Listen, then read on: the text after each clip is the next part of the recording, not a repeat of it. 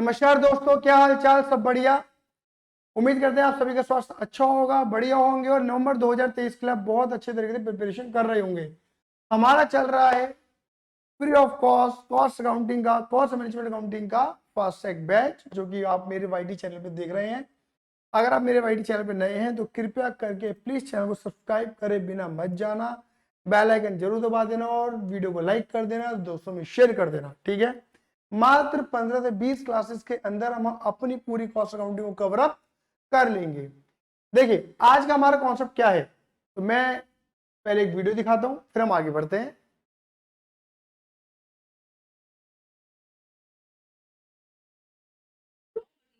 मिल में लाया जाता है। मिलिंग प्लांट के अंदर सरसों की बीजों को एलिवेटर के जरिए वाइब्रेटर जिससे सारी गंदगी और गैस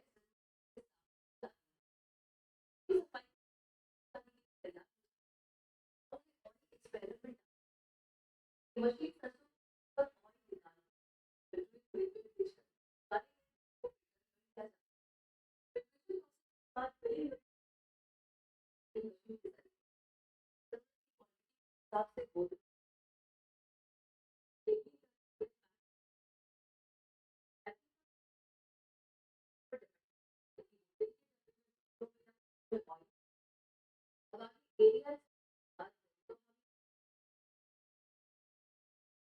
क्या है आज हम कौन से टॉपिक की चर्चा करने वाले हैं? ये प्लांट इतना बड़ा मैंने खरीद डाला आप सभी के लिए, सिर्फ इसको पढ़ाने के लिए मैंने प्लांट खरीद लिया, ठीक है।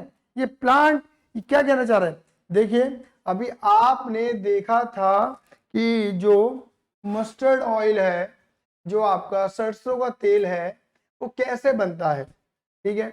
पहले क्या होता है, एक तरीके एलिवेटर के थ्रू उसकी गंदगी को मतलब साफ किया जाता है, छाना जाता है, धोया जाता है, फिर पीसा जाता है, पीसने के बाद उसे क्रशिंग करके बेसिकली आगे प्रोसेस में उसे मतलब उससे तेल निकाला जाता है। बट वो तेल जो होता है वो बिल्कुल रॉ तेल होता है, तो फिल्टरिंग करके उसके अंदर जो बहुत बारीक गंदगी होती है उसे फिल्टरिंग करके कपड़े के थ्रू उसे बाहर निकाला जाता है और एक प्रॉपर ऑयल बाहर आता है, जिसे पैकेजिंग करके हम आगे मार्केट में सोल्ड आउट करते हैं। तो आपने देखा ये कोई क्या है, ये जो प्रोडक्ट है, ये प्रोडक्ट एक बार में बन के बाहर नहीं आया। आप समझ पा रहे हैं, ये प्रोडक्ट एक बार में बन के बाहर नहीं आया कि सरसों का तेल हमने भगवान से मांगा और बोला हे भगवान हमें सरसों का तेल दे, तथास्तु ले सरसों का तेल, ऐसा तो मिलेगा नहीं। तो सरसों का तेल को निकालने का क्या है, एक प्रोसेस है। क्या एक प्रोसेस है विच इज कॉल्ड, आज जो हम बात करने वाले हैं किसकी बात करने वाले हैं, प्रोसेस कॉस्टिंग की बात। ओहो, तो आज आप हमें प्रोसेस कॉस्टिंग पढ़ाने वाले हैं। बिल्कुल बेटा, आज ही प्रोसेस कॉस्टिंग पढ़ाएंगे और आज ही खत्म करने की पूरा प्रयास करेंगे, ठीक है, विद क्वेश्चंस। बात क्लियर होगी नहीं होगी? देखिए इसमें मुझे ज्यादा बातें बिल्कुल बोलने की भी कोई रिक्वायरमेंट नहीं है। देखिए प्रोसेस कॉस्टिंग क्या होती है, प्रोसेस कॉस्टिंग में क्या होता है, हर हर आप ऐसे मान लीजिए प्रोसेस मतलब जैसे तीन प्रोसेस है किसी प्रोडक्ट को बनाने की, तो तीन प्रोडक्ट इनकी तीन प्लांट मान लीजिए, तीन छोटे छोटे प्लांट, क्लियर है कि पहले यहाँ जाएगा मटेरियल, फिर यहाँ जाएगा, फिर यहाँ जाएगा, एंड देन फिनिश गुड्स। इसे हम प्रोसेस कॉस्टिंग कहते हैं।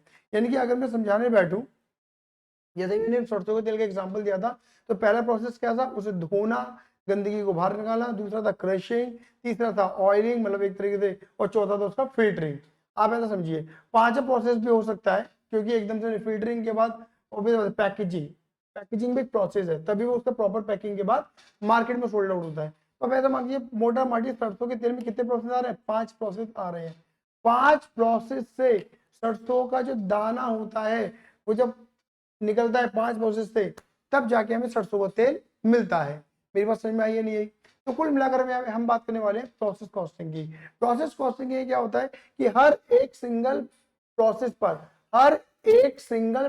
पर हम कितनी लागत लगा रहे हैं, कितना मटेरियल, कितनी लेबर, कितनी वेरिएबल ओवरहेड, कितने प्रोडक्शन ओवरहेड कितने लग रहे हैं, हर एक सिंगल प्रोडक्ट पे हम एनालाइज करते हैं। ये दैट मींस प्रोसेसिंग मतलब कॉस्टिंग एक मेथड है, कॉस्टिंग करने का एक तरीका है कि हर एक सिंगल प्रोसेस पे कॉस्ट को फाइंड करो।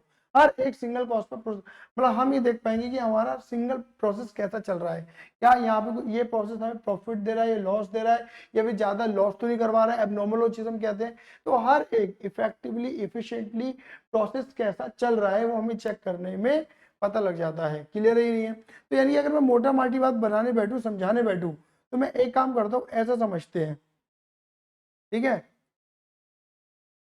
हम इसको इस तरीके से समझते हैं, फटाफट फटाफट।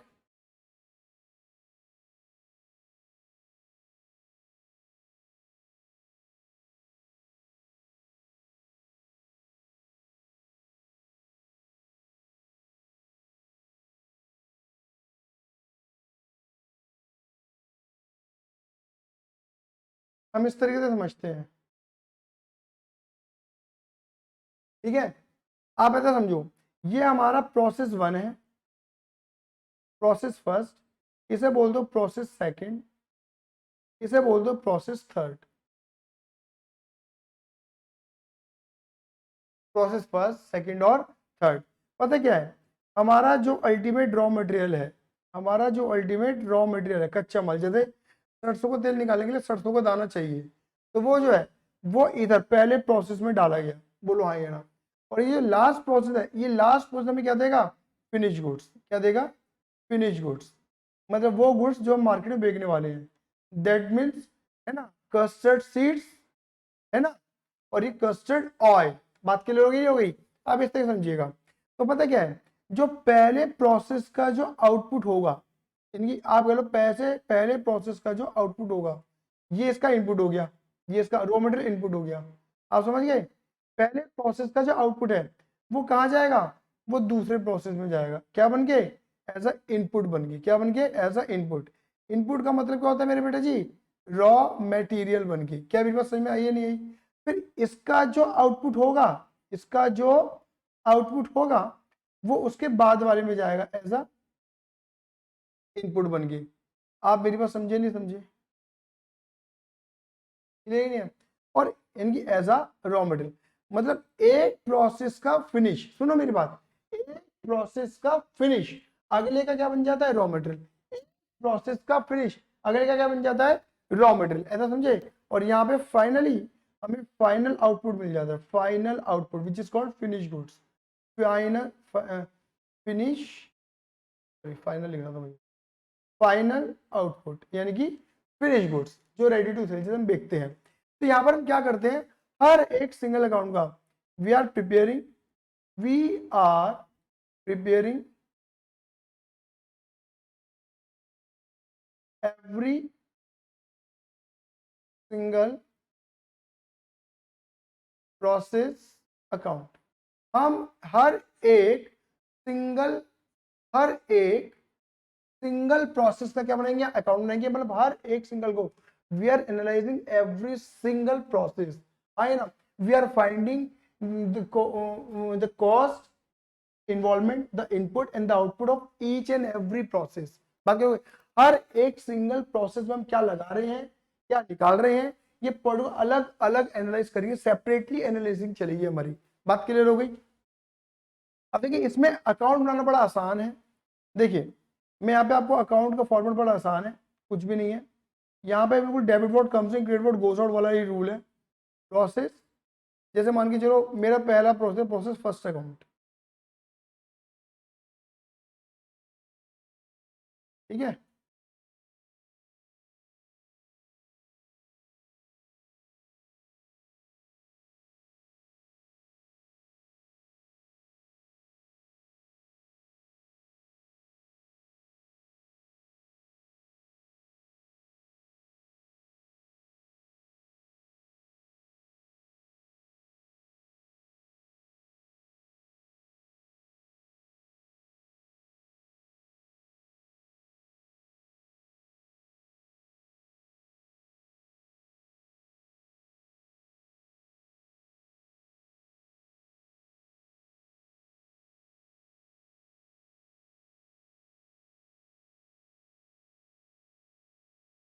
ठीक है,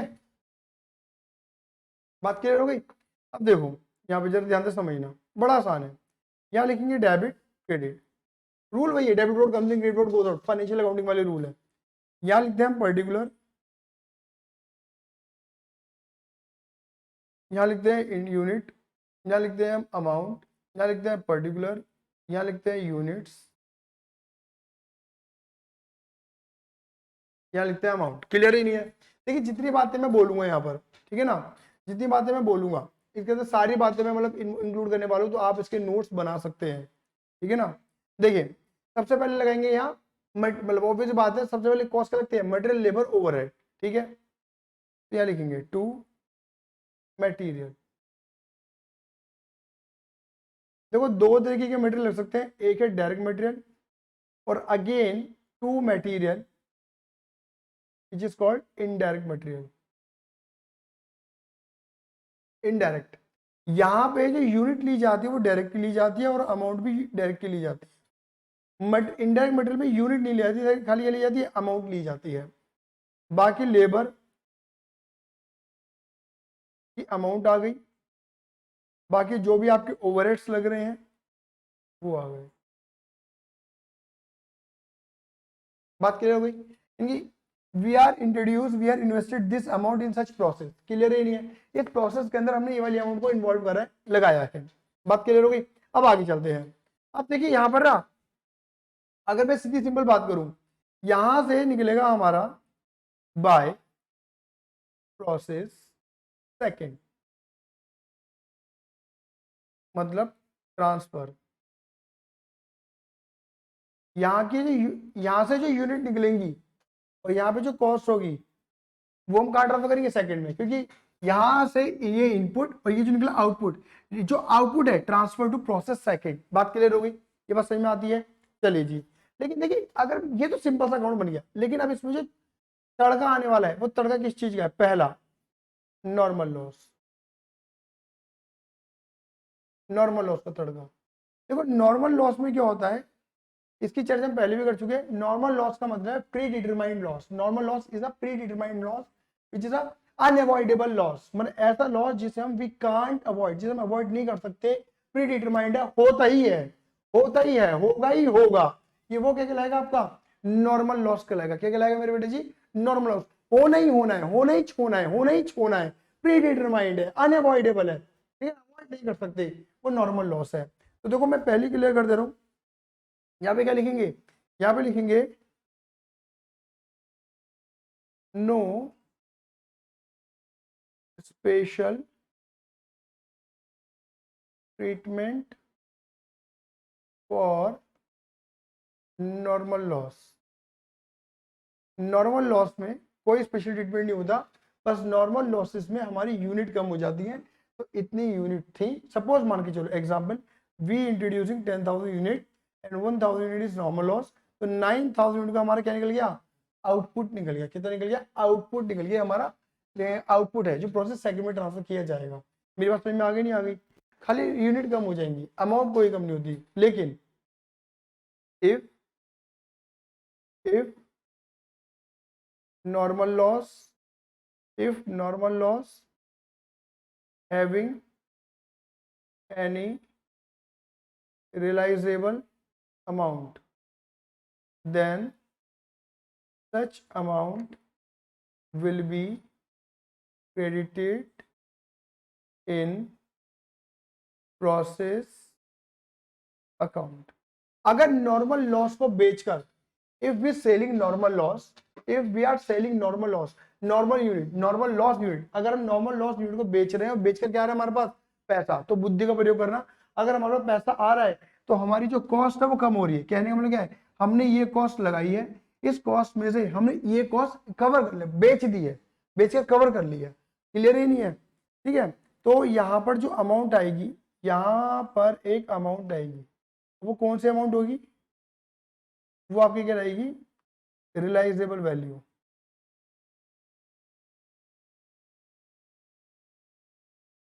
रियलाइजेबल रियलाइजेबल वैल्यू, मेरे पास समझ में आई है? वो क्या कहलाएगी बेटे जी, आपकी रियलाइजेबल वैल्यू कहलाने वाली है। क्या मेरी बात क्लियर होगी, नहीं होगी? अगर नॉर्मल लॉस की रियलाइजेबल वैल्यू है तो वो लिख देना, बात खत्म। ठीक है, मान लो जो आउटपुट निकला, फाइनल जो निकला यहाँ से, वो 9,000 नहीं था, वो कितना था, 8,500 था। क्लियर नहीं है? तो यानी कि अगर आप देखो 10,000 में से, सुनो मेरी बात, 10,000 में से 8,500 आउटपुट आया, यानी कि 1,500 यूनिट खराब हुई। 1,500 में से 1,000 तो होनी थी क्योंकि आपने माना था वो नॉर्मल लॉस है, फिर 500 और हो गया, which is called abnormal loss, which is called abnormal loss. ये हमारा एबनॉर्मल लॉस है। एबनॉर्मल लॉस का मतलब क्या है कि excess loss over predetermined loss. Normal loss से ऊपर जो लॉस हो जाता है, excess loss over predetermined over normal loss. Normal loss से ऊपर जो एबनॉर्मल लॉस होगा वो क्या, जो लॉस होगा सब एबनॉर्मल लॉस बोलेंगे। क्लियर ही नहीं है?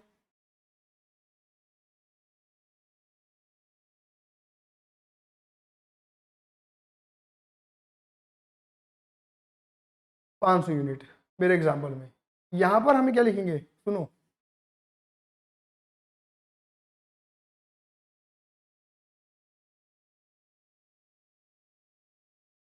Place value of normal loss. तो यहाँ पे आता है हमारा cost value of abnormal loss की कॉस्ट आती है। समझ गए? यानी कि क्या सीखे हम, ये सीखे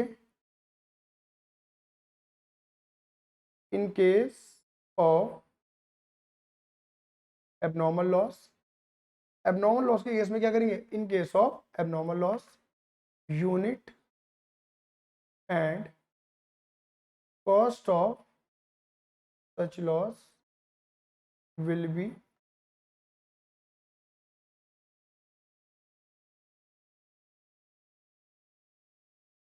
credited to losses account। अब देखो फॉर्मूला,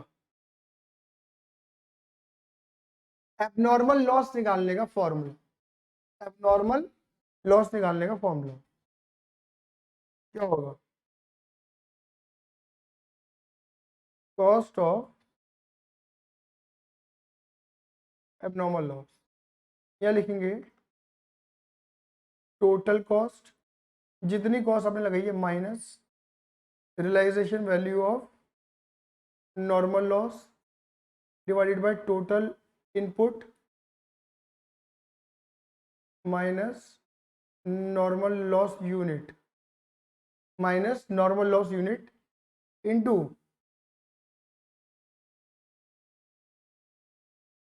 एबनॉर्मल लॉस यूनिट। अब इसकी जो चर्चा है ना हम क्वेश्चन के साथ करेंगे, बात क्लियर हो गई? बकायदा फॉर्मूला समझाऊंगा, रटना कुछ नहीं है, बाकायदा समझेंगे, बात क्लियर हो गई? बस एक बात और बता रहा हूँ, लेकिन चर्चा नहीं करूंगा उसकी। जैसे एबनॉर्मल लॉस आता है ऐसे एबनॉर्मल गेन भी आ सकता है। क्या आ सकता है? Abnormal gain.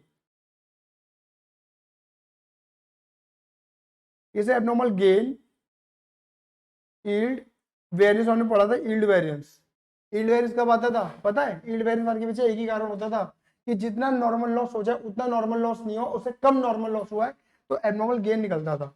ठीक है, यील्ड कहते हैं, इसे इफेक्टिवनेस भी कहते हैं, एबनॉर्मल इफेक्टिवनेस। इसमें यूनिट भी आएंगी और अमाउंट आएगी। ये जो होता है ना, ये जो होता है,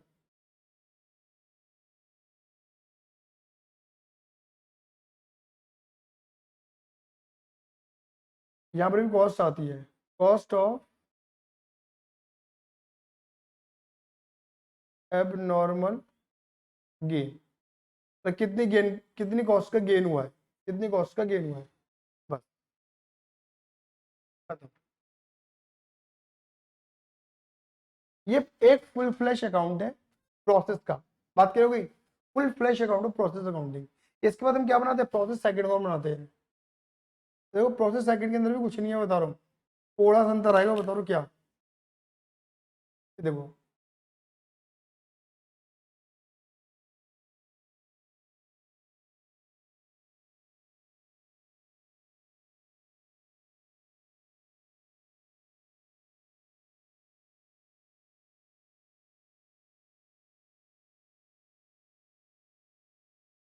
सब कुछ एवरीथिंग इज सेम, ये सेकंड हो जाएगा पहली बात तो।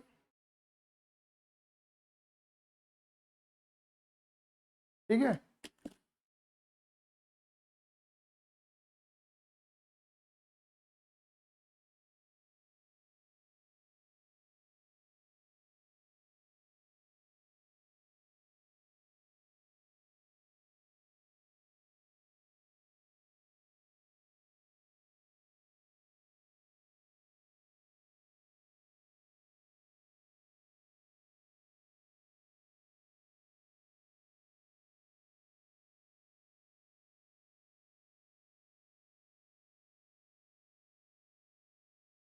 बस देखो, जो यहाँ का आउटपुट था, जो यहाँ से आउटपुट था, जब output of process first is input of process second, credit what goes out and debit what comes in.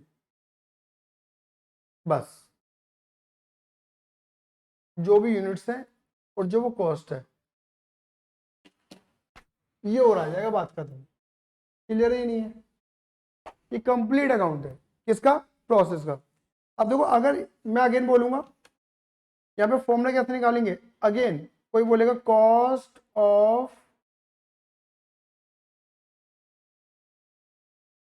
Abnormal gain, abnormal gain का कॉस्ट कैसे निकालोगे, तरीका वही है, total cost minus realisable value of normal loss divided by total input, कितना input लगाया है, input unit, minus normal loss unit, normal loss की यूनिट्स कितनी है, मल्टीप्लाई एबनॉर्मल गेन यूनिट्स।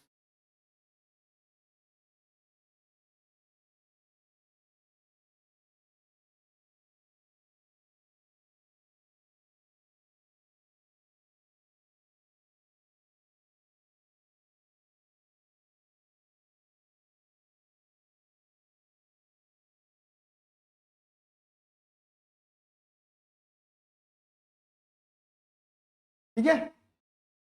अब देखो, फटाफट से मैं आप सभी के लिए क्वेश्चन करके दिखाता हूँ, उसी के अंदर सारी बातों को कवर अप करेंगे। ठीक है, सारी चीजें समझते चलेंगे क्वेश्चन के साथ ही।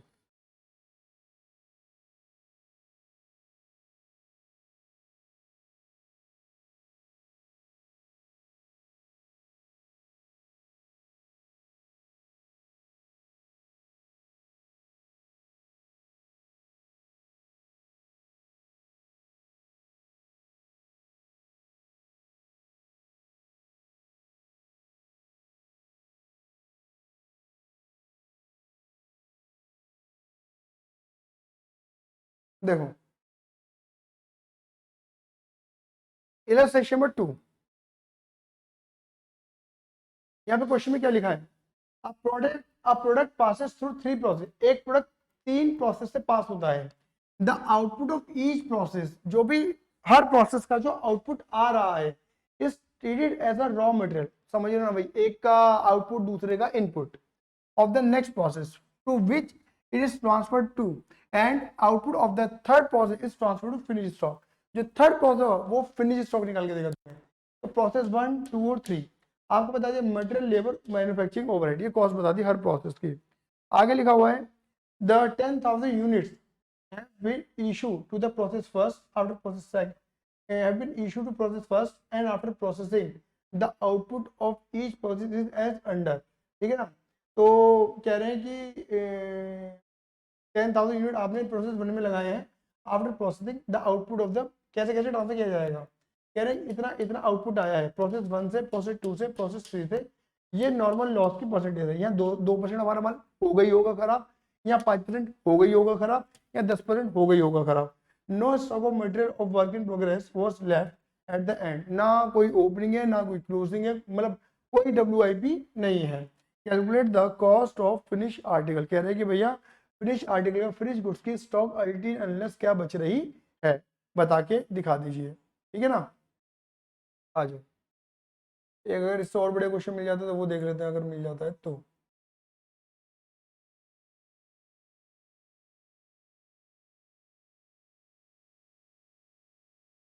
चलो ये भी कर लेंगे, दोनों कर लेंगे। चलो आ जाओ। ठीक है, अब देखिए मैं फॉर्मेट को बहुत अच्छे तरीके से बनाने पे नहीं जाऊंगा, अदरवाइज क्या होगा कि समय ज़्यादा लग जाएगा। ठीक है,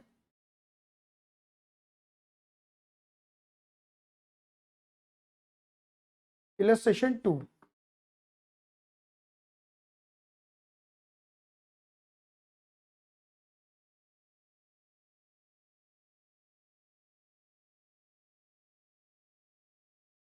प्रोसेस फर्स्ट अकाउंट, प्रोसेस ए बोलो, फर्स्ट बोलो, फर्स्ट अकाउंट।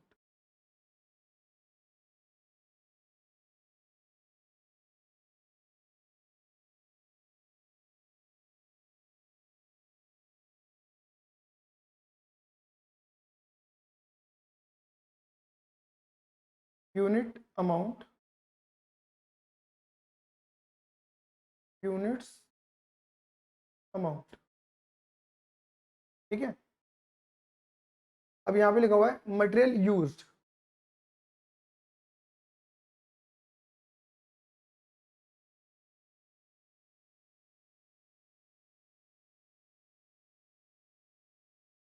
देखो आपने कितना मटेरियल लगाया, 10,000 यूनिट लगाए हैं प्रोसेस फर्स्ट में।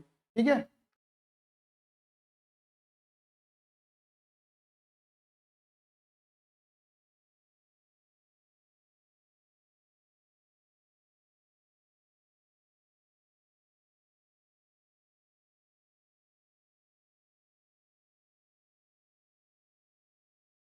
लेबर पे,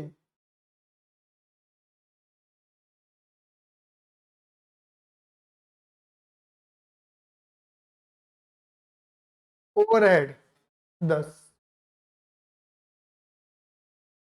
ठीक है, ये 3 कॉस्ट दे दिया हमें, इसके अलावा कोई और कॉस्ट इन्होंने बताई नहीं है, एक बार ध्यान से देख लेना, नहीं बताई। अब देखो यहाँ लिखेंगे by normal loss at the rate 2%। Normal loss कितना बोला, देखो 2% बोला हुआ है पहले प्रोसेस पे। 2% किसका, जितना आपने इनपुट लगाया, जितना माल लगाया उसका 10,000 का, तो 10,000 का 2%, 200 यूनिट। इस क्वेश्चन में नॉर्मल लॉस की रियलाइजेबल अमाउंट नहीं थी, अगर होती तो मैं यहाँ लिख देता, छोड़ आगे बढ़े। ठीक है, यहाँ लिखेंगे बाय प्रोसेस सेकंड, यहाँ से जो आउटपुट आया वो ट्रांसफर किया जाएगा, आउटपुट ट्रांसफर। कितना आउटपुट आ रहा है ये देखो, ये लिखा हुआ प्रोसेस बनता है 9750 निकालना है आपने, 9750। अब देखो जरा ध्यान से समझना। ठीक है, आपने कितना माल लगाया, 10,000। कितना माल खराब होना चाहिए था, 200। आपके अकॉर्डिंग कितना आउटपुट आना चाहिए था, देखिए 10,000 we are introducing 200, we are observing that कि 202% ऑफ इनपुट बेकार हो जाएगा, नॉर्मल हो जाएगा, बेकार हो जाएगा। तो 10,000 में से 200 अगर बर्बाद हो जाएंगे तो कितना बचेगा, 9,800। तो हमारे अकॉर्डिंग 9,800 आउटपुट आना चाहिए था, आना चाहिए था, नहीं आना चाहिए था, लेकिन आउटपुट आया कितना, 9,750। ठीक है ना, ये F2 वाला है, आना चाहिए था, लेकिन एक्चुअल में कितना आया, एक्चुअल में आया 9750। तो दैट मीन्स क्या हुआ, 50 यूनिट्स और खराब हुई हैं, और बेकार हुई हैं, और स्क्रैप हो गई हैं, ये हमारा एबनॉर्मल है। क्लियर है, आ जाओ।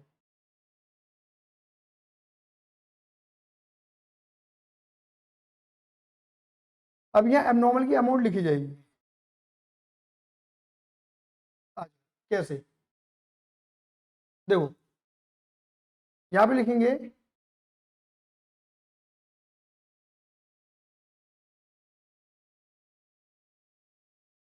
कॉस्ट ऑफ,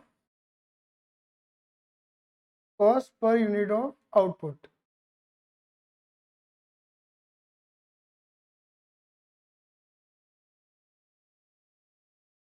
समझना समझना, total cost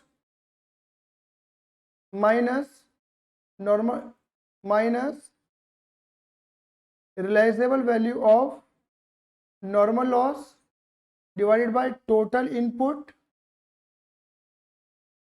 minus normal loss units. Total cost, total cost कितनी है, 40,000, 6,000 एंड 10,000। 40, 6 और 10, ये हमारा आ गया 56,000।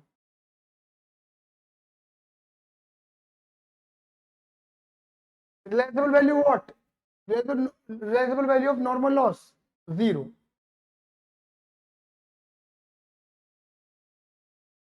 Divided by total input 10,000, normal loss unit 200, तो क्या निकला ये 56,000 डिवाइडेड बाय 9800। मीनिंग समझना जरा, मीनिंग क्या है?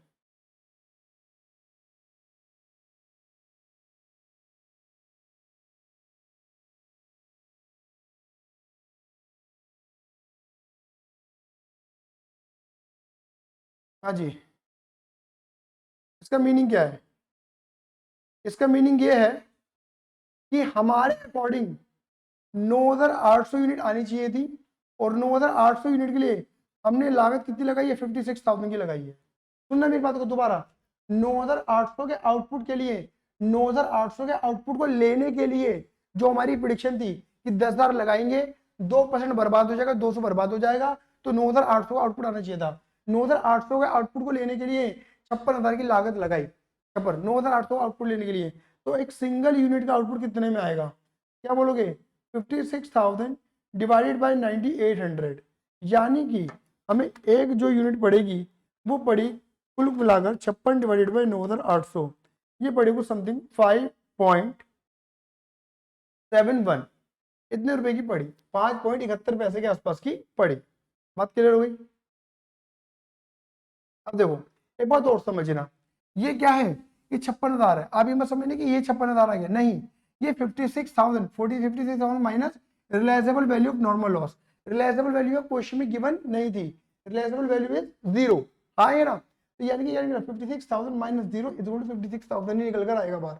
अगर मान लो यहाँ पर रिलायजेबल वैल्यू, यहाँ पर रिलायजेबल वैल्यू 500 रुपये होती, तो हम पता क्या कहते? तो हम ये कहते कि we are invested 56,000 but we are recovering by selling of normal loss rupees 500। Clear ही नहीं है? तो नेट कॉस्ट वी इंट्रोड्यूसिंग 55,500। बात क्लियर हो गई नहीं हो गई? तब हम ये बोलते हैं कि भैया हमने 56,000 रुपए लगाए हैं, और 500 रुपए रिकवरी करने के बाद, 500 रुपए रिकवरी करने के बाद 55,500 हमारी लागत लगी है, और 55,500 की लागत इतनी यूनिट की लगी है। समझ गए मेरी बात? तो हमें कुल मिला के देखना है कि कितनी यूनिट लेने के लिए हमने नेट कितनी लागत लगाई, कितनी यूनिट, कितनी आउटपुट लेने के लिए हमने नेट कितनी लागत लगाई, हमें ये चेक करना है कुल मिलाकर। ठीक है, अब हमें 1 यूनिट की अमाउंट मिल गई, अब निकाल लो जो निकालना है, निकाल लो एबनॉर्मल लॉस। बताओ कैसे निकालोगे?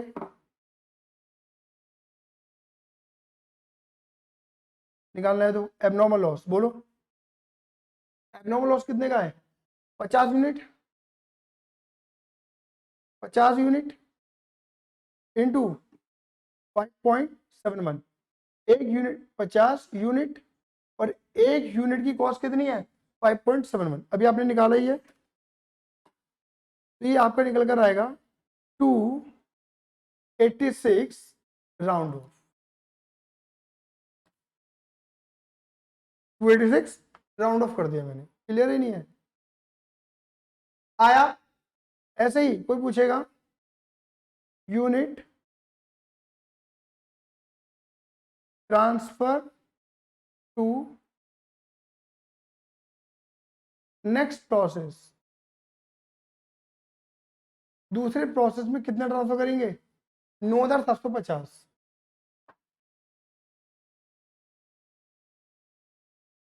इंटू एक यूनिट की कॉस्ट, एक यूनिट की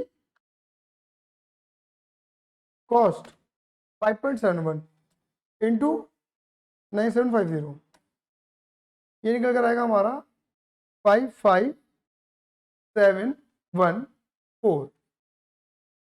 मेरी बात समझ में आई नहीं आई? बोलो आई है ना? अब देखो मैं इसी को, मैंने यही फॉर्मूला, यही चीज मैंने ऊपर भी लिखी है।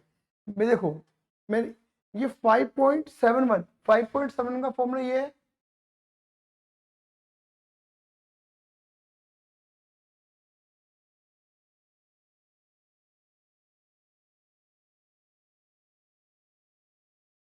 नहीं है। 5.71 का फॉर्मूला ये है इनटू, इसकी मल्टीप्लाई किससे हो रही है, एबनॉर्मल लॉस यूनिट से।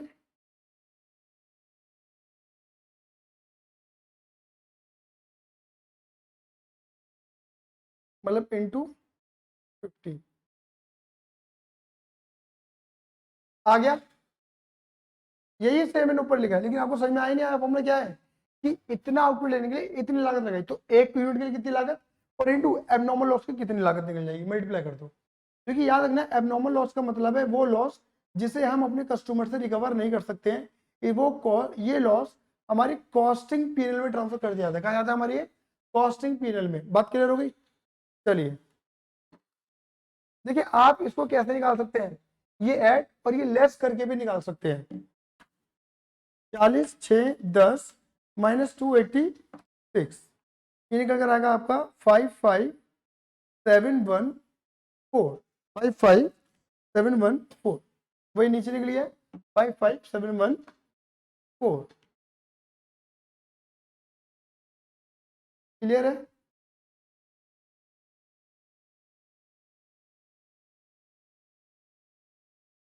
ठीक है नाउ अब ऐसे हम बनाएंगे व्हाट, प्रोसेस सेकंड अकाउंट।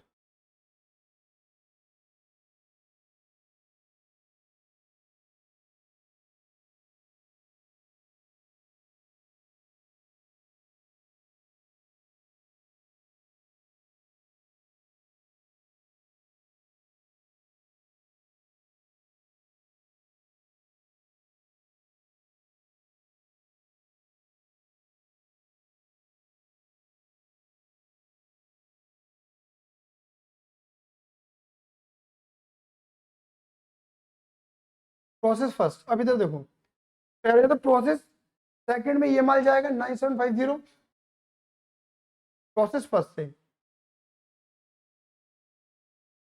और 55714 ये अमाउंट ट्रांसफर हो गई। Credit vote goes out, debit vote comes in. And now अब क्या लगेगा, कॉस्ट मटेरियल लेबर ओवरहेड 20 4 24,000 20,000 4,000 10,000, 20 4 और 10, मटेरियल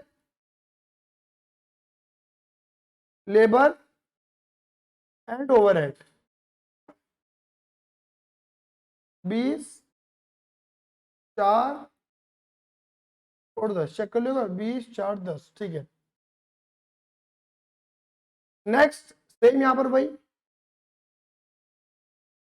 यहाँ पे नॉर्मल लॉस की परसेंटेज कितनी है, या नॉर्मल की परसेंटेज है 5% इन प्रोसेस सेकंड। क्लियर है। किसका 9750 का 5%,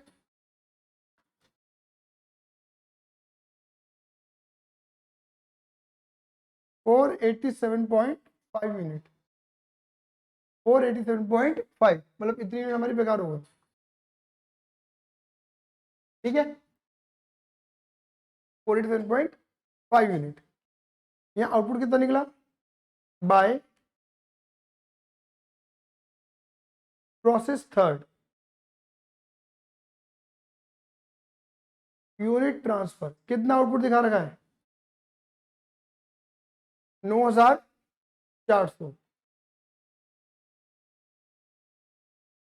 अब देखो यहां पर वही दिमाग फिर लगाओ जो पहले लगाया था। 9750 हमने, ये हमारा इनपुट था, माइनस नॉर्मली इतना हमारा मामला बेकार हो जाना चाहिए,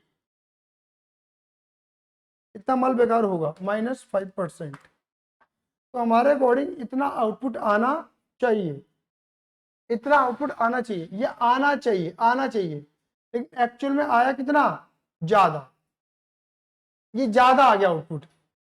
कितना ज्यादा आ गया बंद, इसे बोलते हैं एबनॉर्मल गेन, ये गेन हुआ, क्या हुआ ये एबनॉर्मल गेन।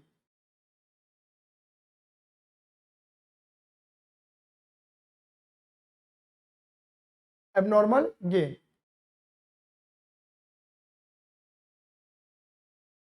137.5, बात क्लियर हो गई? ठीक है, अब यहां पर हम सीधा फॉर्मूला लगा सकते हैं डायरेक्ट, जैसे मैंने बताया था। एबनॉर्मल गेन कैसे निकालोगे? Total cost minus realisable value of normal loss divided by total input, कितना आपने इनपुट लगाया है, minus normal loss units into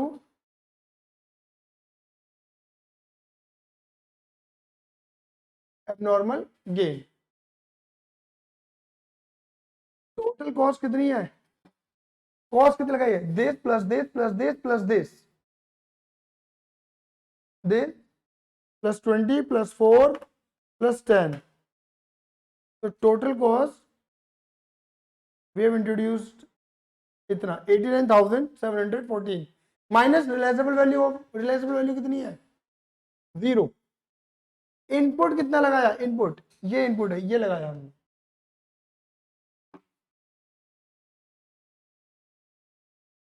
normal loss unit 487.5,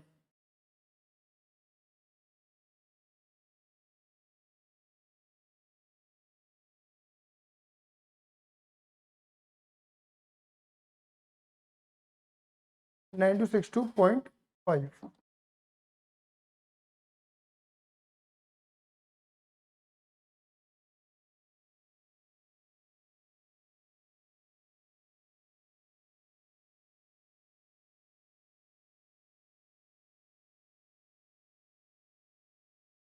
ये बैठ गया। ये क्या निकला हमारा? ये सिर्फ ये देखो, ये निकल गया कि इतना आउटपुट निकालने के लिए इतनी लागत लगाते, से इतना आउटपुट के लिए इतनी लागत लगाते, तो एक unit of output, single unit of, एक आउटपुट की यूनिट लेने के लिए क्या लागत आ रही है सिंगल यूनिट की, इनटू एबनॉर्मल गेन यूनिट।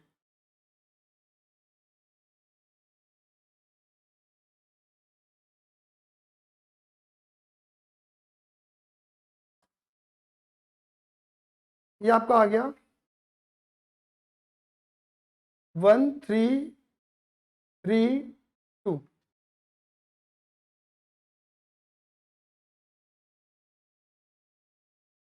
ठीक है, ऐड कर दो।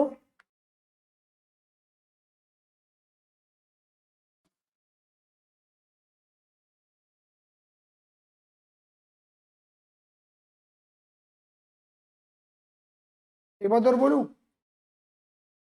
आप ऐसे भी निकाल सकते हो, 91046 ये अमाउंट है डिवाइडेड बाय 9400, तो पर यूनिट कॉस्ट तुम्हें कितनी पड़ रही है?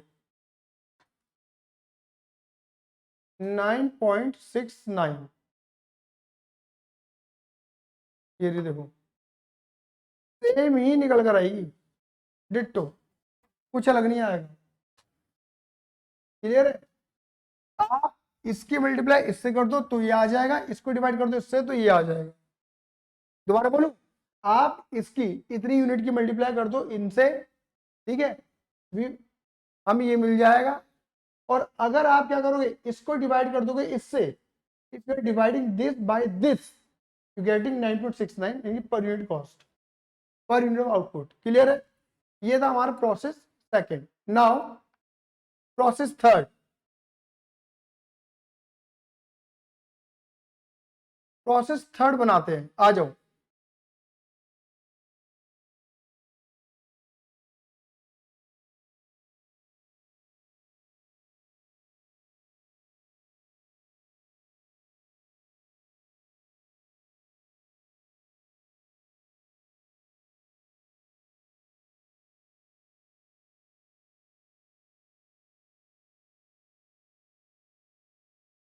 Debit what comes in from process second, 9400 unit, 91046. Again, material, labor and overhead. And overhead कितना है? 10, 1, 15, 10, 1 एंड 15, ठीक है, बाय नॉर्मल लॉस कितना है 10%, तो 9400 का 10%, 940, यहां से क्या निकलेगा, कुछ ट्रांसफर नहीं होगा, फिनिश्ड स्टॉक कितना निकला है 8000,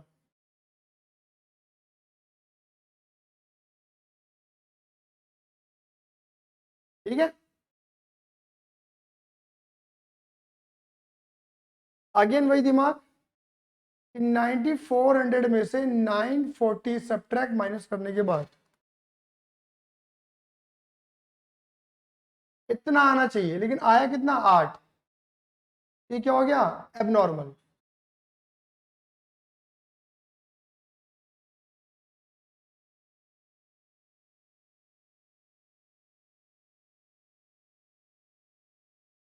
ठीक है,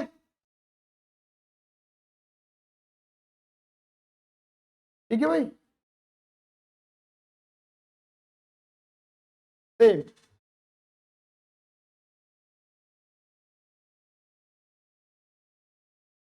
abnormal loss is equal to total cost minus realizable value of normal loss divided by total input minus normal loss units multiply abnormal loss. The total loss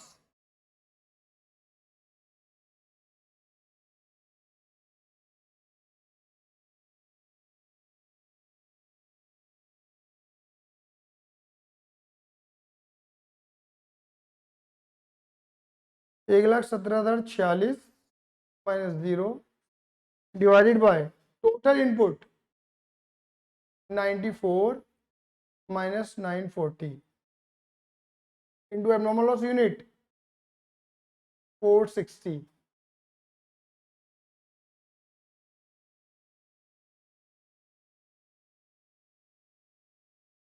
आठ 460,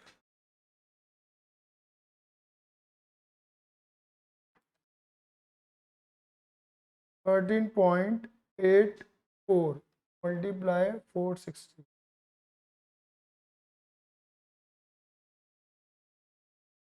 6364, 6364.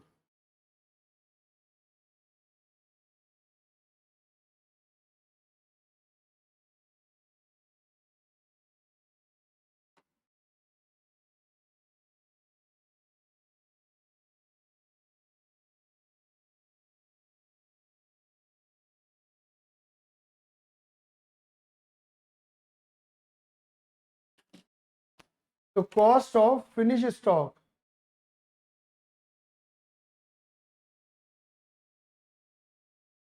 the cost of finished stock is rupees 1,10,682. Done. ये process है, बस इसमें देखो हमने क्या नहीं लिया, इसमें मतलब स्क्रैप वैल्यू नहीं ली, अगर स्क्रैप वैल्यू ले लेते तो थोड़ा सा और धमाकेदार क्वेश्चन हो जाता। चलिए इसके बाद इलस्ट्रेशन 4 भी है क्या, नहीं, देखो आ जाओ, एक इलस्ट्रेशन 3 करते हैं फटाफट से, क्या लिखा है इलस्ट्रेशन 3 में, लिखा है RST limited process, RST limited process Z, product Z बनाते हैं थ्रू 2 डिस्टिंक्ट प्रोसेस, 2 अलग अलग इसके प्रोसेस हैं, process 1 and process 2। On completion it is transfer to finish stock, फिर फिनिश स्टॉक बन जाता है from the following information for the current year, आपको जो भी इंफॉर्मेशन दी गई करंट ईयर की, prepare process first and second and finish stock account, आपको फिनिश स्टॉक अकाउंट बना के दिखाना है। आगे देखते क्या लिखा है इन्होंने। आगे इन्होंने लिखा है प्रोसेस फर्स्ट एंड सेकंड में लिखा है इन्होंने raw material used, process first में raw material cost per unit multiply कर देंगे, ट्रांसफर टू नेक्स्ट प्रोसेस, मतलब इस वाले प्रोसेस का आउटपुट है ये। नॉर्मल लॉस 5% है, डायरेक्ट वेजेस बता दे और direct expense manufacturing overhead, realizable value of scrap, ये रिलायजेबल वैल्यू आपको दे रखी है। लास्ट में लिखा है 6000 unit of finish goods were sold at a profit of 15% on cost, assume that there were no opening and closing working, कोई WIP नहीं है। चलिए फटाफट से क्या करते हैं, समय नहीं लगाते हैं और क्वेश्चन को आगे बढ़ाते हैं।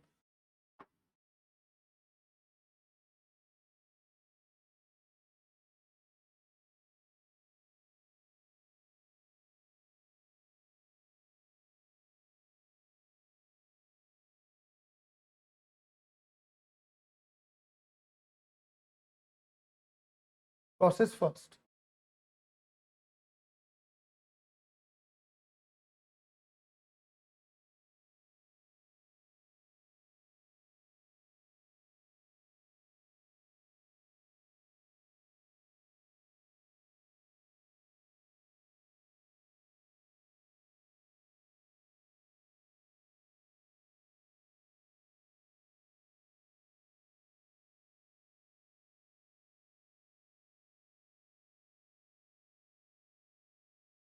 ठीक है।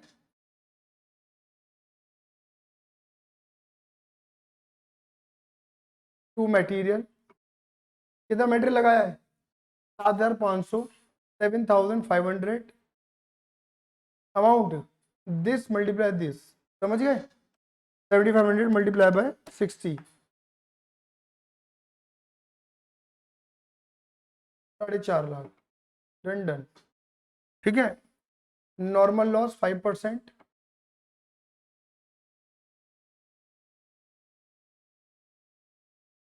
7500 जितना है उसका 5%,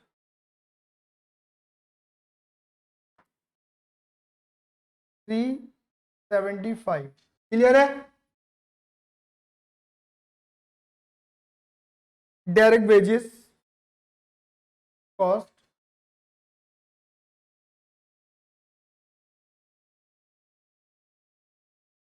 direct wages 1,35,750, 1,35,750। Direct expense, 60% direct wages, 60%, इसका 60%, 60% ऑफ 1,35,750,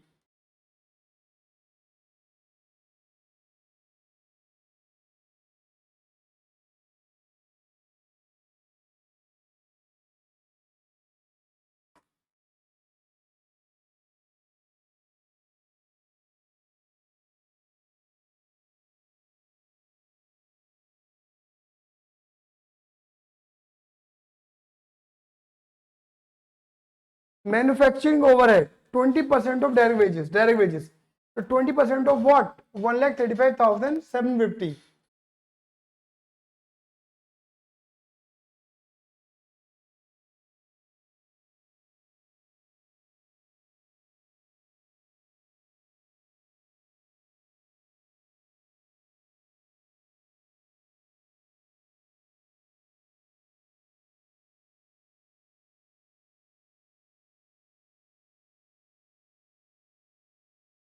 क्लियर है।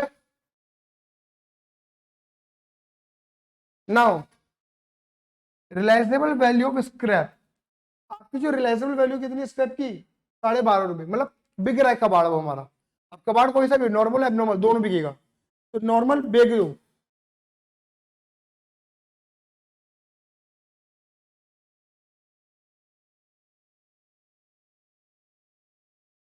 ये यूनिट है और ये अमाउंट है।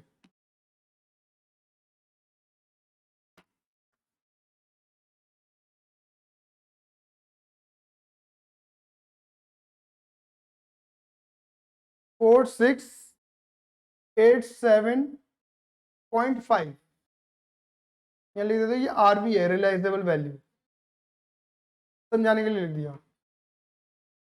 By process second account, by process second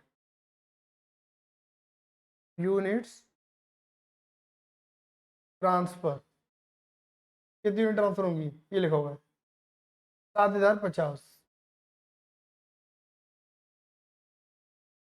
फिर वही दिमाग लगाओ कि 7500 यूनिट लगाई थी, ये हमारा इनपुट है। 375 नॉर्मल लॉस,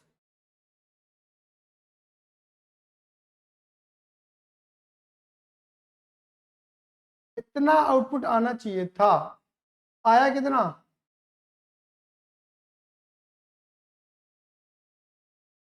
तो 75 क्या हुआ हमारा? नॉर्मल, और ये एबनॉर्मल लॉस हुआ।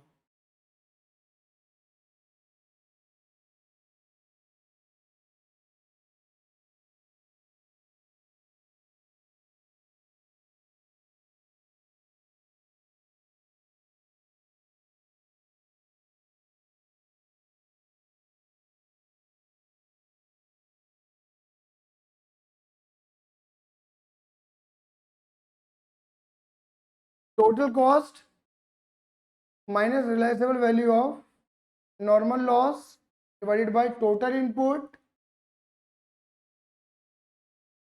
Multiply normal loss unit. ये करते हैं तो हमें per cost of per unit of output cost पता चल जाती है।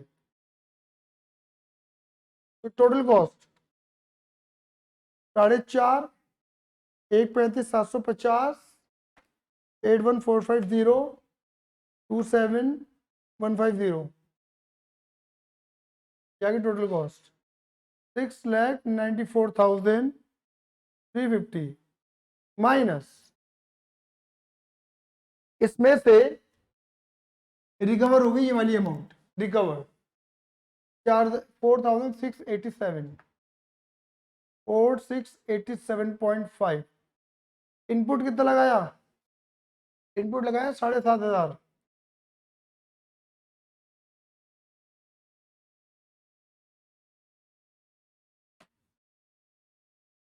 Eight seven divided by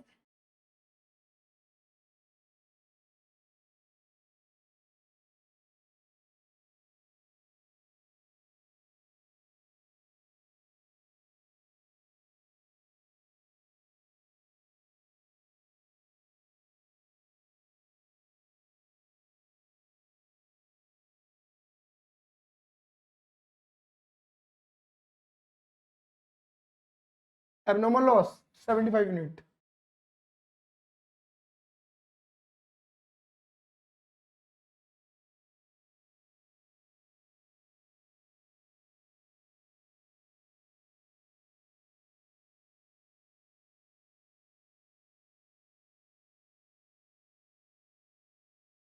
seven two six zero.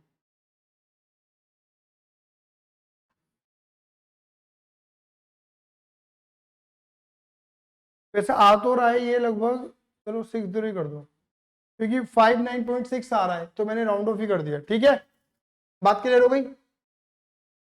अब बताओ क्या करोगे? निकल गया, निकालना आ गया? ये ऐड एंड देन लेस, और नहीं तो आप सीधे सीधे भी कर सकते हो। क्या आप 96.79 ये पर यूनिट कॉस्ट पता लग गई, मल्टीप्लाई कर दो 7050 से, बात वही बैठेगी। 4.5, 135, 750, 81450, 27150 माइनस 4687.5 माइनस 7260, ये बैठा हमारा 6,82,402.5।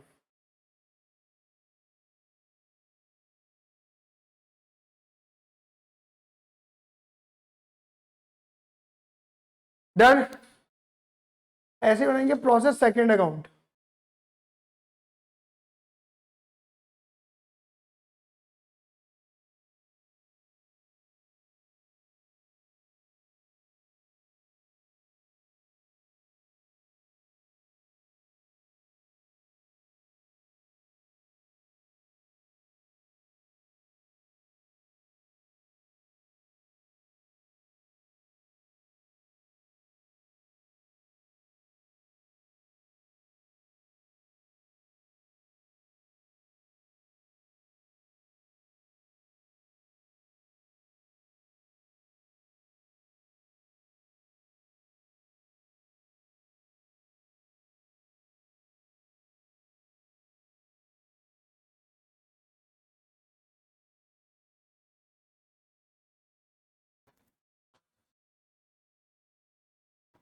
देखिए कितना, credit what goes out, debit what comes in.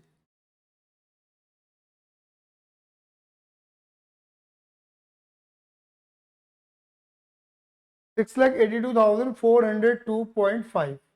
अब लगाओ जी कॉस्ट, यहाँ पे मटेरियल तो है ही नहीं, सीधा डायरेक्ट वेजेस ये रहा 1,29,250।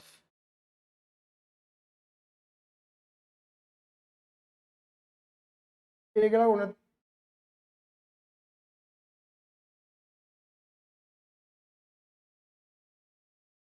डायरेक्ट एक्सपेंस,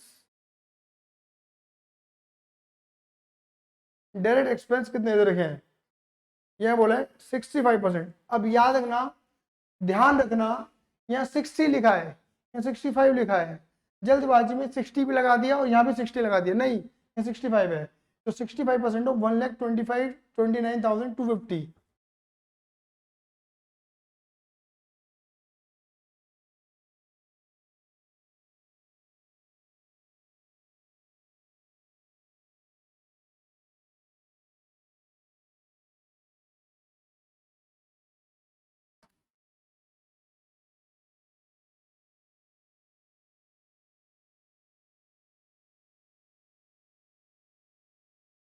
ठीक है, 84,012 रुपीज.5।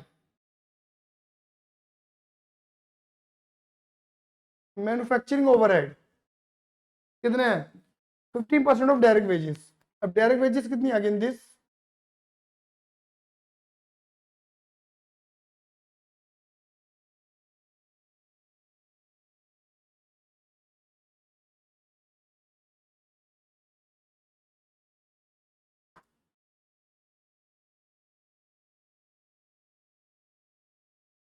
$387.5।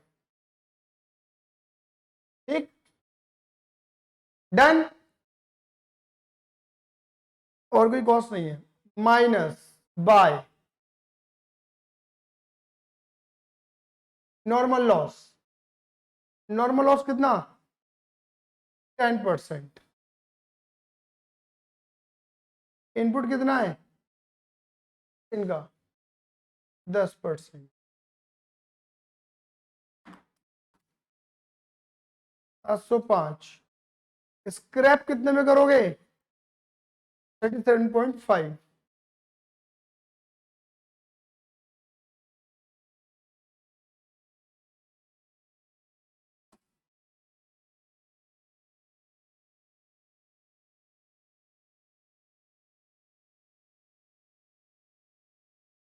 ठीक है,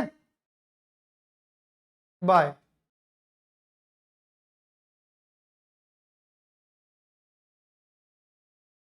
finish stock, by finish stock, by finish stock. ठीक है, by finish stock, by finish stock, by finish stock. बेटा एक मिनट रुक रहा है जरा, ठीक है, 1 मिनट 2 मिनट के लिए।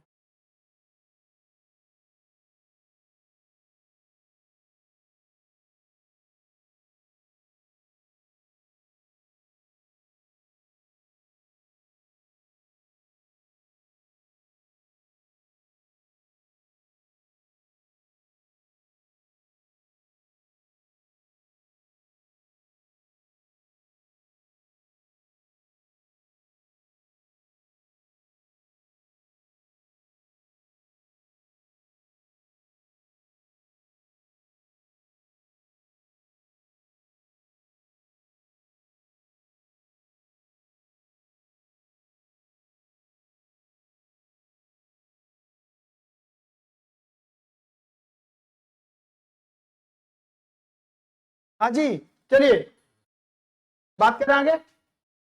तो अब फिनिश स्टॉक कितना निकला है हमारा, यहाँ पर देखो ये रहा 6525, 6525।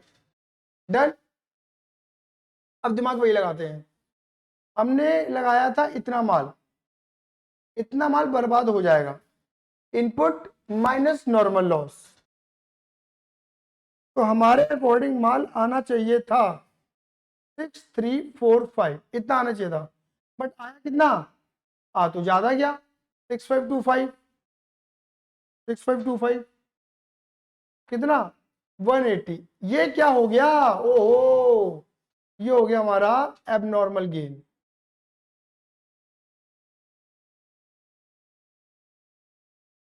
ये क्या हो गया हमारा? Abnormal gain 180 unit.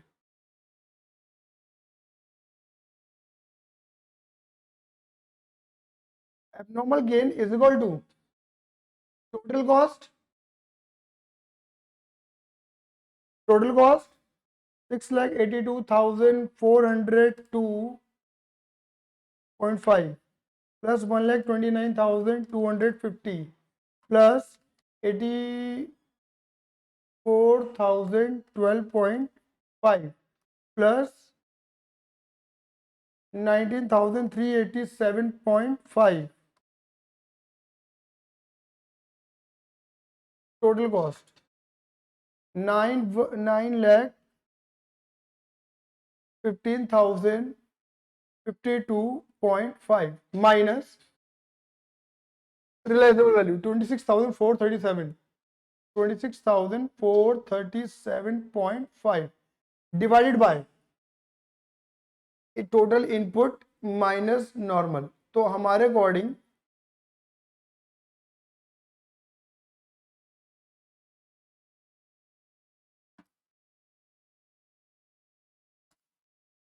Divided by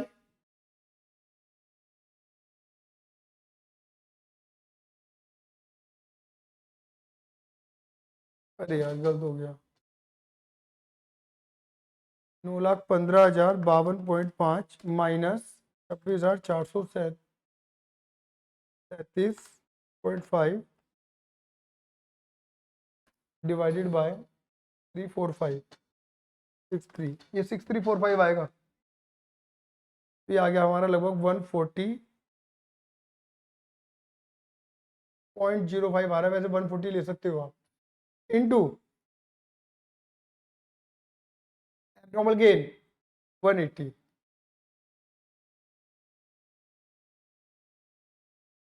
ये हमारा आ गया 25,209, 25,209, ठीक है, 25,209 राउंड ऑफ करके।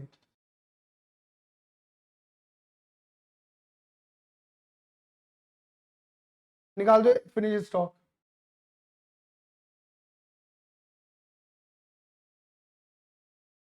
$6,82,402.5 plus 1,29,250 plus 84,012.5 plus 1,93,193,87.5 plus 25,209 minus 26,437.5।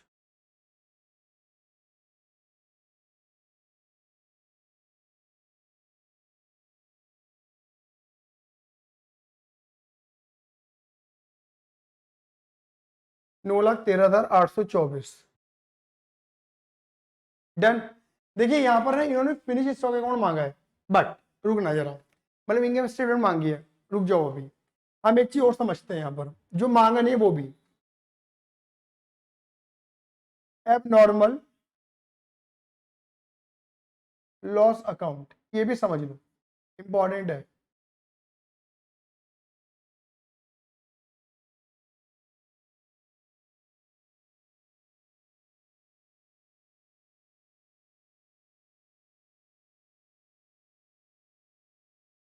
Hello, देखो एबनॉर्मल लॉस यहां से निकला है हमारा, ऊपर वाले खाते से। Credit what goes out, debit what comes in.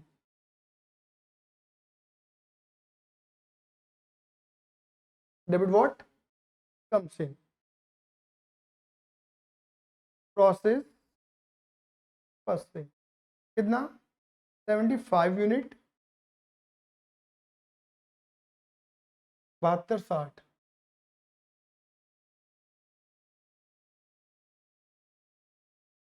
Bye cell, ठीक है, बेच दो, तब बेचोगे तो पैसा आएगा कैश, तो बेच तो रहे हो, तो 75 इंटू प्रोसेस फर्स्ट की जो स्क्रैप वैल्यू कितनी है 12। देखो जो खराब कोई भी हो रहा हो, माल तो सारे बिकेगा, बस नॉर्मल का रियलाइजेबल वैल्यू वहां लिख दिया था, यहां लिखेंगे अब नॉर्मल की कि भाई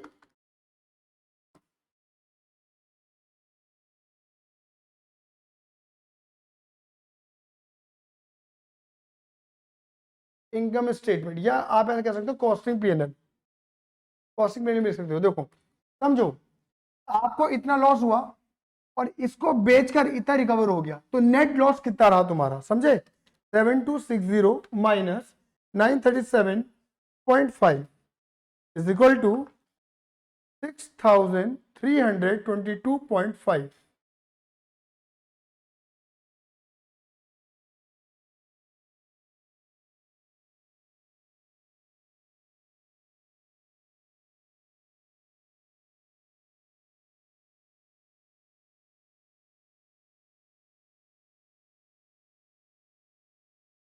most important account abnormal gain account,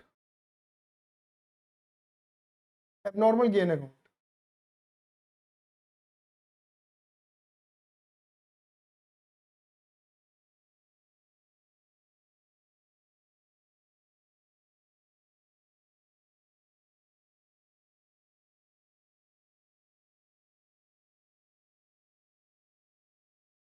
most important account abnormal gain account. देखिए एबनॉर्मल गेन ये रहा, यहां डेबिट नीचे क्रेडिट,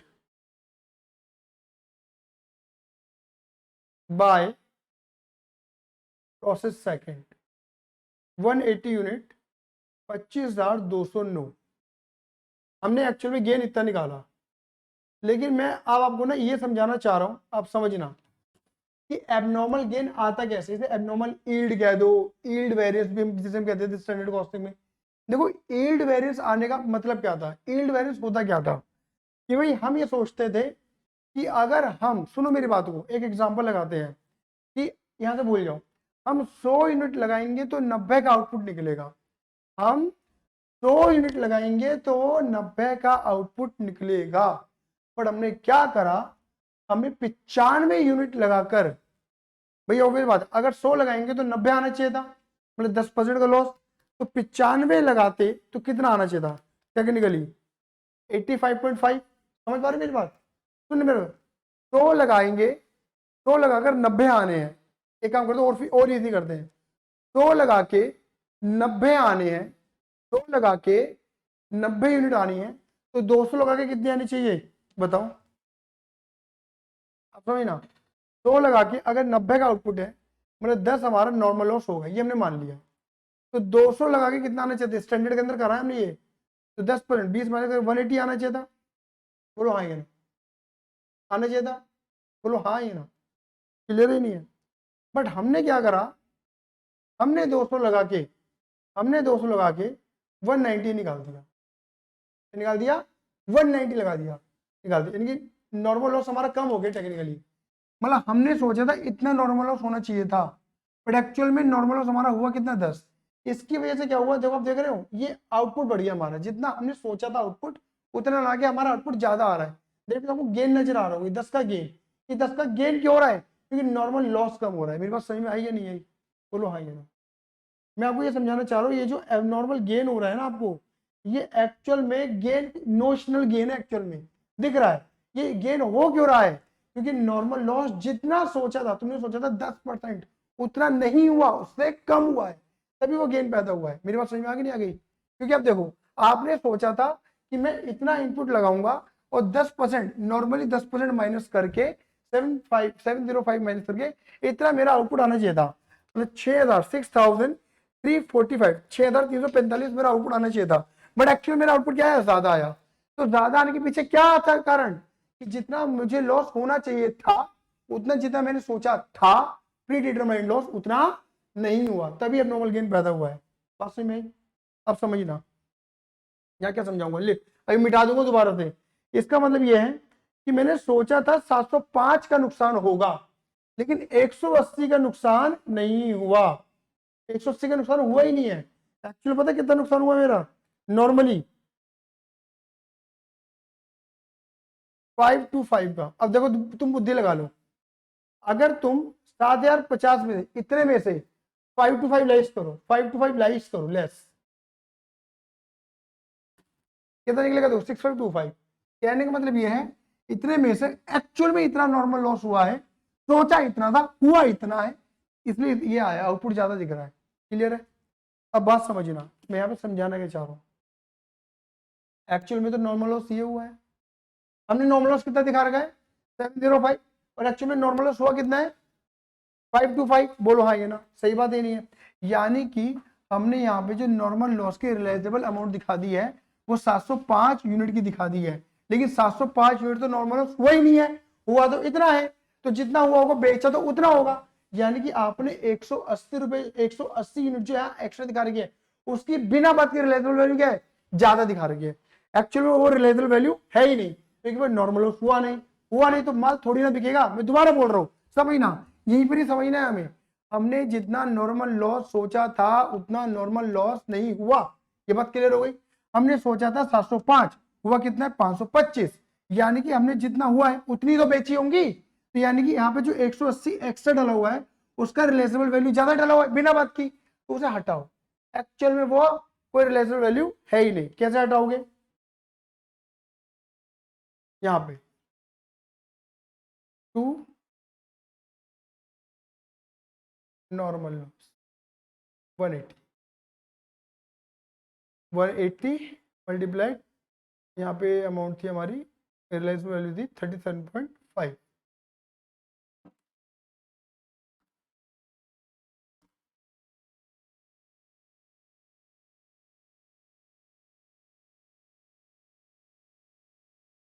बात क्लियर हो गई? तो ये हमारा एक्चुअल में जो गेन हुआ है वो पता लग जाएगा।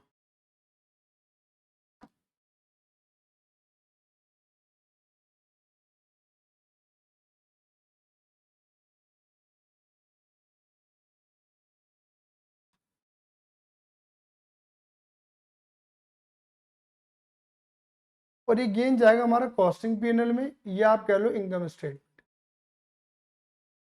एक्चुअल गेन जो है 18,000,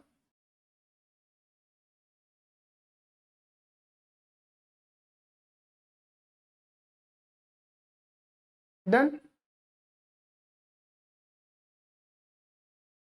अब आ जाओ लास्ट बनाते हैं इनकम स्टेटमेंट। आप इसे कॉस्टिंग पीएनएल भी लिख सकते हो।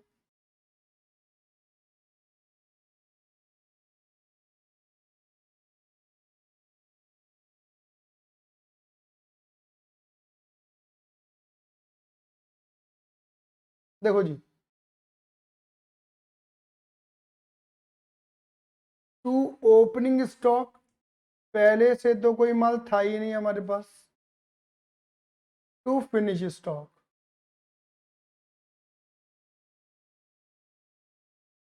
आपका जो फिनिश स्टॉक निकला वो कितना निकला है 6525।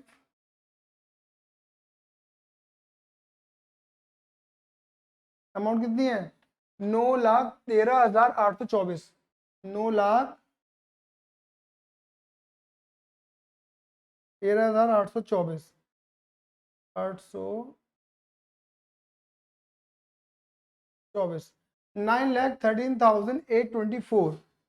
ठीक है, to abnormal loss, abnormal loss कितना आएगा यहाँ पर, ये वाला 6,322.5, 6,322.5 बाय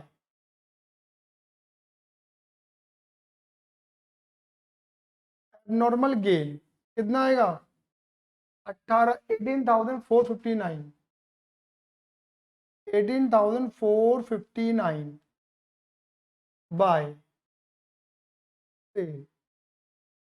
सेल कितना बोला हुआ है इन्होंने, कह रहे सेल बोले 6,000 unit of finish goods but sold at a profit 15% of cost. देखो जी, आपने 6,000 बेच दिए हैं और 15% के मार्जिन पर। तो देखो एक बार समझाता हूँ, कैसे निकालोगे, कॉस्ट तो ये रही आपकी, यहाँ आ जाएगी, देखो यहाँ भी निकाली भी दिया आपने, 9,13,824 डिवाइडेड बाय 6,525। बताओ पर यूनिट कॉस्ट कितनी बैठी तुम्हारी, 9,13,824 डिवाइडेड बाय 6,525, कि भाई 140 समथिंग बैठ गई, ठीक है ना। इसके अंदर 15% ऐड कर दो, तो लगभग लगभग ये बिकेगा हमारा इंटू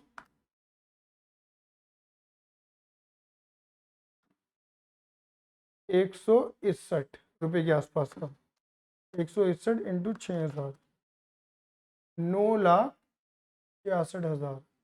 क्लियर है। क्लोजिंग स्टॉक कितना बचेगा भाई, देखो आपने बनाई कितनी थी टोटल 6,525, 6,000 निकल गई, बची 525, तो 525 इंटू 140 लगभग कॉस्ट।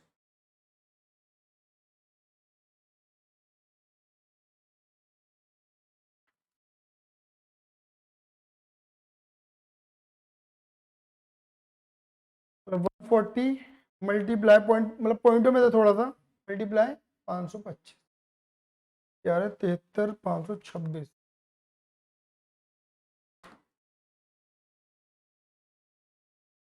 ये राउंड ऑफ में चल रहा है, बहुत सारी फिगर यहाँ पर, ये निकल जाएगा हमारा, ये प्रॉफिट निकलेगा 966, 18,459, 73,500, 9,13,824,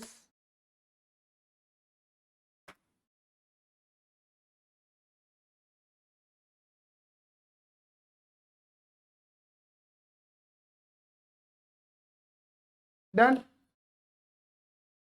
ये कंप्लीट रहा हमारा प्रोसेस कॉस्टिंग। क्लियर है। देखो इसमें सिर्फ एक कॉन्सेप्ट रह गया है, ठीक है, ठीक है, मेरा नेक्स्ट बैच है बच्चों, तो मैं नेक्स्ट बैच की तरफ आगे जाऊंगा। इसमें एक कॉन्सेप्ट रह गया which is called equivalent production, वो आज हम रोक रहे हैं। तो एक काम करेंगे, इक्विवेलेंट प्रोडक्शन को और जॉइंट और बाय को एक साथ कवर कर लेंगे। क्लियर है नहीं है, जॉइंट बाय और इक्विवेलेंट प्रोडक्शन एक साथ कवर करेंगे, ठीक है। चलिए आज के धन्यवाद, अच्छा धन्यवाद बाद में करूंगा। टेलीग्राम चैनल को ज्वाइन कर लो, टेलीग्राम चैनल को सब्सक्राइब कर लो, वाईटी को कर लो सब्सक्राइब प्लीज, बेल आइकन दबा दो, और कोई परेशानी है तो टेलीग्राम पर भेजिए, ठीक है।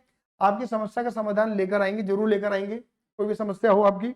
और अगर आपको समझ में आ रहा है, पसंद आ रहा है, तो प्लीज कमेंट बॉक्स में अपने अच्छे अच्छे कमेंट डालिए और दोस्तों को शेयर करिए, ठीक है। आज के धन्यवाद, सी यू, लव यू, जय हिंद, जय भारत।